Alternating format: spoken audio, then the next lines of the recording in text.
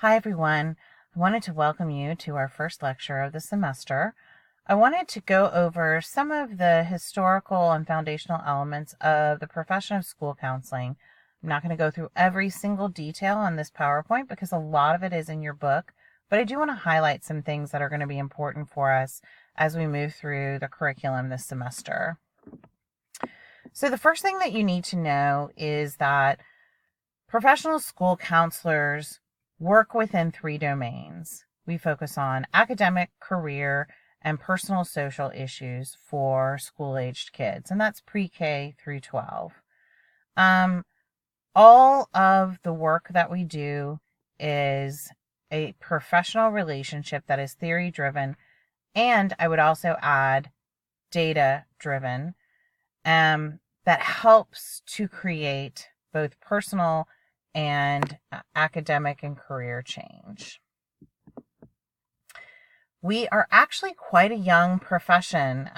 We started, but as far as counseling is concerned, we are the actual foundations and origins of the counseling profession, which all started with the vocational guidance movement in response to the pretty horrible conditions that workers were facing during the Industrial Revolution. And this is an image that will help you to see why we really needed to have some guidance within the schools to help children so they didn't have to work in these conditions. Parsons is going to be one of those names that you're going to want to remember. He really started a movement talking about choosing a vocation, which if you think about it is quite a privilege that we are afforded now in the 21st century. Talking about self-understanding and how that connects to the world of work. And those pieces were very new at the time, but they're something that we take for granted today. Trait and factor theory came along in the 1930s. And then we also had a movement by Carl Rogers, which was going to be much more client-centered, which really drove a more individualized approach in school counseling. NDEA is the National Defense Education Act, and Title V is also going to be a huge influence. And we'll talk about the National Defense Education Act of 1958 made a huge impact on our field.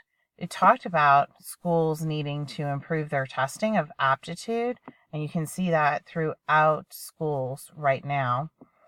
And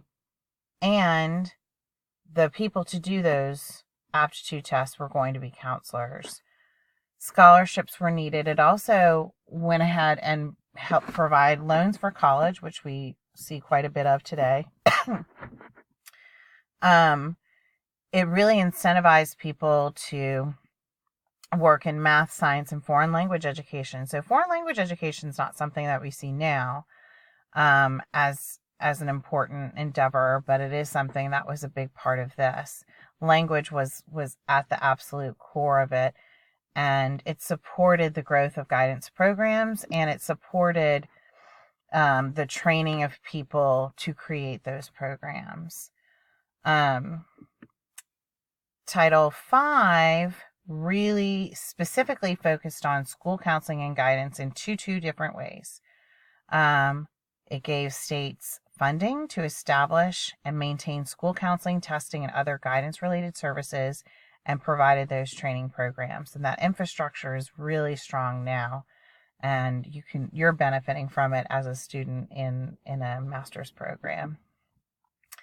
So the 1940s to the 70s, you'll see, I'm not going to go through all of this, but it was really focused on really the individual and did a lot of preventive work. And then we also started to see the emergence of change a little bit in this period, where we started to see those three broad areas, and now we call those domains: academic, emotional, and career. In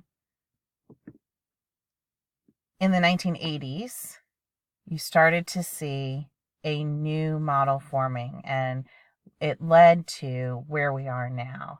And this is the area that I really want to focus on. Missouri led the way by creating national developmental models. And that's where you're going to be really learning about how we work within comprehensive models that are developmentally based. So I've talked to you a little bit about these domains. And this is currently the ASCA National Model Diamond. You can see it's divided into four different parts: accountability, delivery system, foundation, management system. And all around the edges, we see advocacy, leadership, collaboration, and systemic change. In this class, we're really focusing on the delivery system. What are those actual things that you're doing with the students? We are going to talk a little bit about data, but they're going to be really connected and related to the delivery system themselves. Accountability as well, but not quite as much. So if you're looking at the delivery system, we have individual planning responsive services, which are going to be those individual group counseling, consulting, referral, that sort of thing. Crisis intervention is also within that. And then we have guidance curriculum, or now we're calling it core curriculum as well. And that's just the classroom instruction that's very prevention oriented. And then system support, where we're actually doing collaboration with others within the school building. So this is the area that's really important. The old model, kind of through the 90s, was going to be something that there wasn't a whole lot of accountability. People had no idea what counselors did. And so now we really base our programs on evidence-based practice so that we can really show how school counselors are connected to the mission of the school. And so the question that we ask now is, how are students different because of what school counselors do? You will hear that question repeated over and over again. It's very important. So a traditional model, maybe the older model, is going to be that one-on-one, thinking about yourself. Well, what was your school counselor doing? Were they only seeing a few kids? Or in a comprehensive model, a balanced program of service where we really seeing them work with all students, services for all students. The traditional role is going to be very administrative, very reactive, kind of clerical, and you'll see a lot of the holdover of that in schools these days.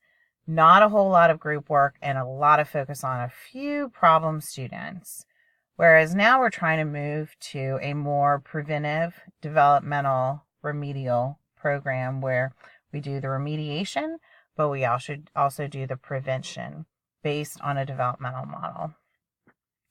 Very proactive, direct service orientation, and we get the input of others on our campuses, and that's a big part of what we do. We serve the needs of all students in the building, not just a few problem students. And this is just a nice way to end. School counselors help build bright futures.